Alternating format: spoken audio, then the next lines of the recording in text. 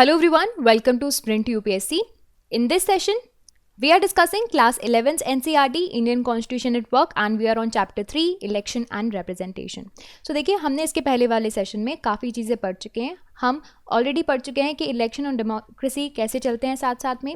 India में election system किस तरह से है. हमारे यहाँ first pass the post system है, प्रोपोर्शनल रिप्रेजेंटेशन सिस्टम भी है और हमने इन दोनों सिस्टम के बीच में कंपैरिजन देखा था और फिर हमने समझा था कि हमारे देश में first pass the post system हमने लार्ज स्केल इलेक्शंस में क्यों अडॉप्ट किया है ना. ये सारी चीज़ें हम पिछले सेशंस में पढ़ चुके हैं.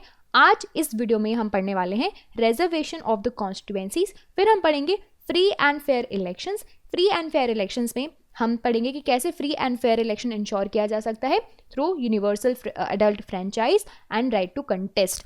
ठीक है, उसके बाद एक और पॉइंट आता है, उसके अंदर आता है वो इंडिपेंडेंट इलेक्शन कमीशन, वो जो हम नेक्स्ट सेशन में पढ़ेंगे और उसके जो रिफॉर्म्स हैं वो भी हम नेक्स्ट सेशन में पढ़ेंगे. तो आज का सेशन स्टार्ट करते हैं. First is the reservation of constituencies. तो देखिए हमारे देश में there is a very big history of caste based discrimination.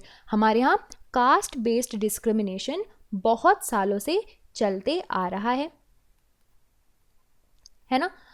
और ये जो सोसाइटल सिस्टम है, ये सोसाइटल इविल है.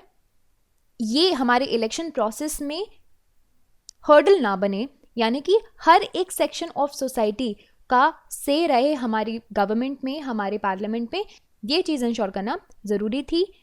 सो जब बात करते हैं हम first pass the post system की, इसका मतलब क्या है, जिस भी व्यक्ति को ज़्यादा वोट मिले वो इलेक्ट हो जाएगा. जैसे कि हमने देखा था कि सपोज अगर एक कॉन्स्टिट्यूएंसीज में 100 लोग हैं और 100 लोगों ने वोट दिया है और उसमें से 60% लोग ऐसे हैं जिन्होंने ए पार्टी को वोट दिया है और 40% ऐसे लोग हैं जिन्होंने बी पार्टी को वोट दिया है.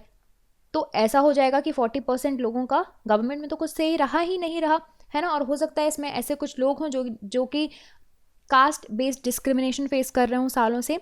तो और हम इसके पहले भी देख चुके हैं हमारे फंडामेंटल राइट में, डायरेक्टिव प्रिंसिपल्स में, कि स्टेट कुछ ऐसे अनप्रिविलेज सेक्शंस के लिए जो है हम क्या बना सकते हैं, स्पेशल प्रोविजन बना सकते हैं. इसीलिए आया रिजर्वेशन का सिस्टम कि कोई डोमिनेंट क्लास, कोई dominant social group in oppressed section के ऊपर हमेशा बना ना रहे, है ना. कि जो कोई डोमिनेंट कास्ट होगा या फिर कोई डोमिनेंट कास्ट सोशल ग्रुप हो, वो वही हर जगह जीतेगा. ऑप्रेस्ड कम्युनिटीज़ का कोई रिप्रेजेंटेशन ही नहीं होगा. सो हमारा कॉन्स्टिट्यूशन मेकर्स इस बात के बारे में काफ़ी अच्छे से अवेयर थे और उनका ये मेन एम था कि चीज़ें फेयर रहें और जस्ट रहें और रिप्रेजेंटेशंस सारे ग्रुप का हो.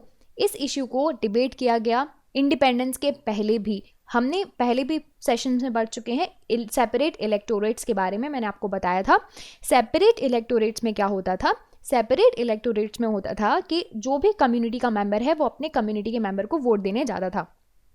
ठीक है, इसका मतलब है this system meant that electing representative from a community, only voters from that community they are eligible to vote that particular person. ठीक है, इस तरह से सेपरेट इलेक्टोरेट हुआ करता था. उस ज़माने में उस तरह से उस चीज़ को हैंडल किया गया. लेकिन आज के मॉडर्न डे कॉन्स्टिट्यूशन में थोड़ा सिस्टम हमने अलग किया. हमने किया रिजर्वेशन.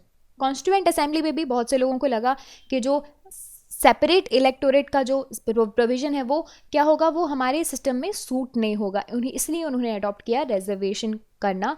कॉन्स्टिट्यूएंसीज में रिजर्वेशन लेकर आने का सिस्टम के बारे में सोचा. इस सिस्टम में क्या होता है, सपोज एक कॉन्स्टिट्यूएंसी है या आपका डिस्ट्रिक्ट है, समझ लीजिए.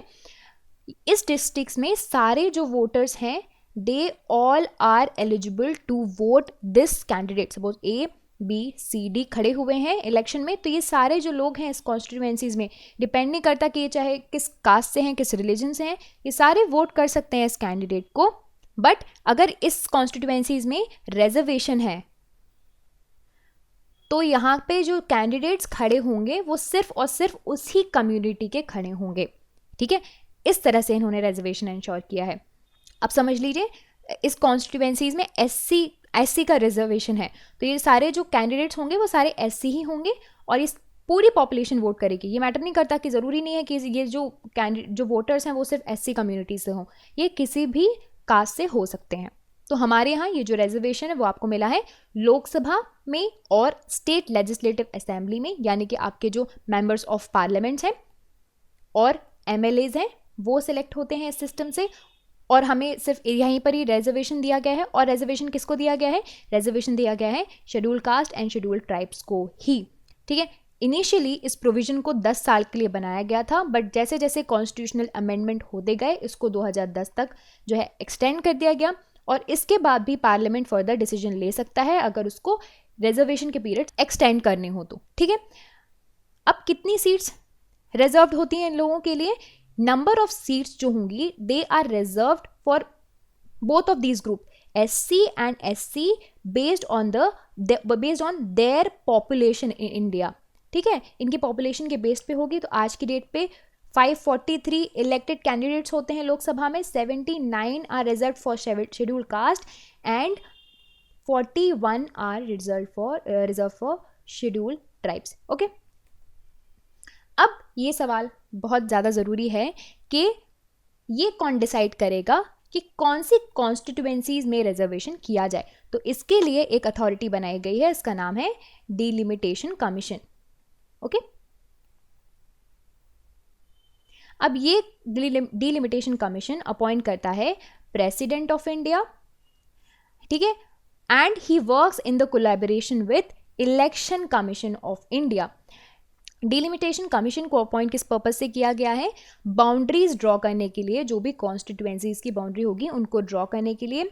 ऑल्सो ये जो कोटा होगा, किस कोटे में कॉन्स्टिट्यूएंसीज में रिजर्वेशन होगा हर एक स्टेट में, ये किस बेसिस पे फिक्स किया जाता है? SCs और STs की पॉपुलेशन कितनी है स्टेट में उसके बेसिस में किया जाता है। जब बाउंड्रीज ड्रॉ हो जाती हैं, डिलिमिटेशन कमीशन फिर पॉपुलेशन गिनता है उस स्टेट की और उस हिसाब से जो है सीट्स रिजर्व करता है SC और ST कम्युनिटी की। देखिए, जो भी कॉन्स्टिट्यूएंसीज होगी उसकी जिसके पास ज़्यादा proportion of schedule tribe population होगी वो शेड्यूल ट्राइब के लिए रिजर्व कर दी जाएगी। बट शेड्यूल कास्ट के लिए क्या होता है? दो चीज़ें की जाती हैं डिलिमिटेशन कमीशन के द्वारा।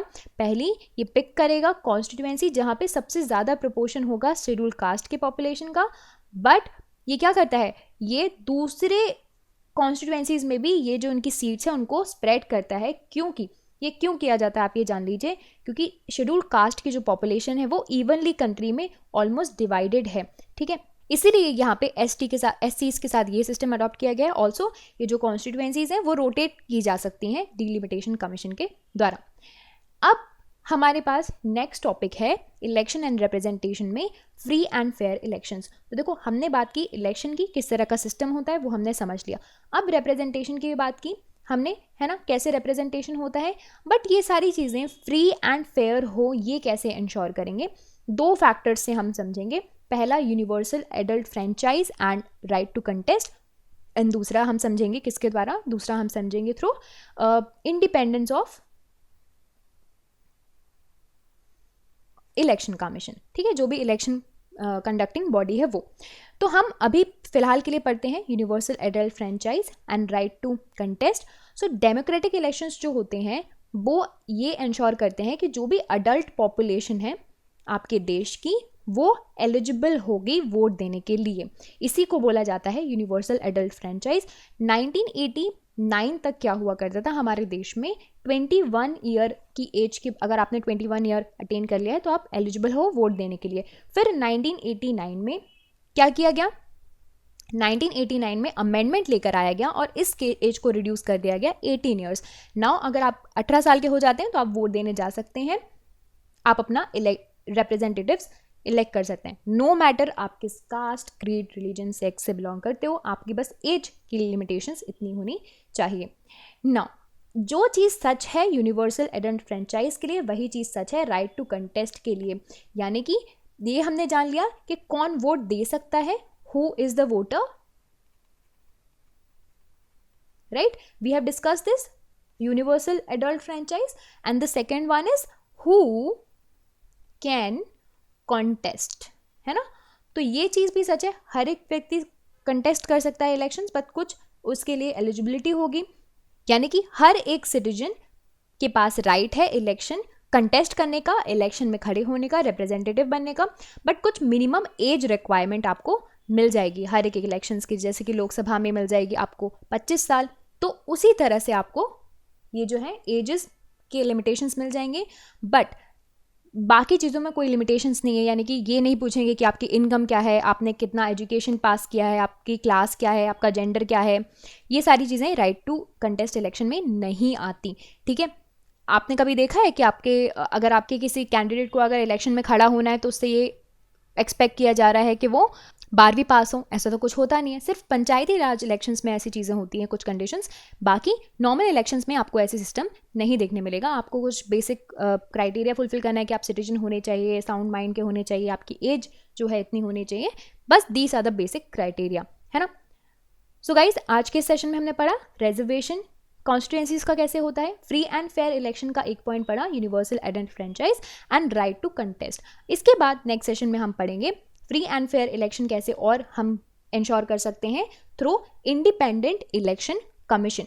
इलेक्शन कमीशन अगर इंडिपेंडेंट होगा तो free and fair election ensure हो सकता है। फिर उसके बाद हम नेक्स्ट सेशन में ही जानेंगे कि इलेक्टोरल रिफॉर्म्स यानी कि इलेक्शन कमीशंस में और इलेक्शंस में क्या क्या रिफॉर्म्स की बातें की गई हैं और रिफॉर्म्स एक्सपेक्ट किए जा रहे हैं।